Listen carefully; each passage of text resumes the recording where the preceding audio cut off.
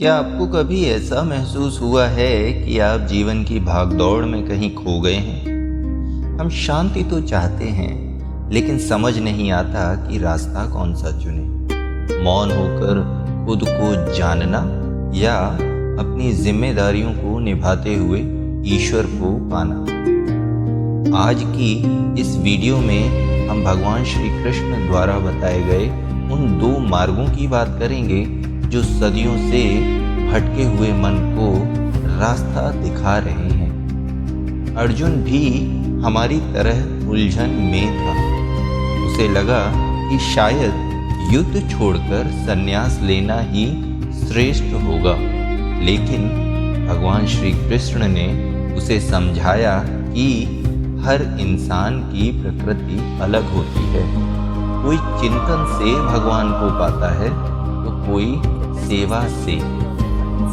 सांख्य योग यह उन लोगों के लिए है जो बौद्धिक हैं, जो गहराई में उतर कर पूछते हैं यह शरीर तो मिट्टी है, फिर मैं कौन हूँ। जब आप विश्लेषण करते हैं कि दुख, सुख, हार और जीत सिर्फ शरीर के अनुभव हैं और आपकी आत्मा इनसे परे है, तब आप सांख्य योगी बन जाते हैं। यह मार्ग तर्क से शुरू होता है और अनुभूति पर खत्म होता है।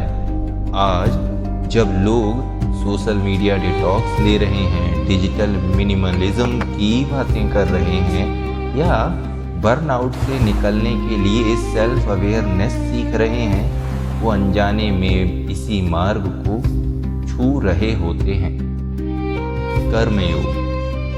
लेकिन अगर आप मेरी तरह एक आम इंसान हैं जिसके कंधों पर परिवार और काम की जिम्मेदारियां हैं, तो श्री कृष्ण आपके लिए कर्म योग का उपहार देते हैं। इसे बुद्धि योग भी कहते हैं। यहाँ कर्म छोड़ना नहीं होता, बस कर्म की आसक्ति को छोड़ देना होता है।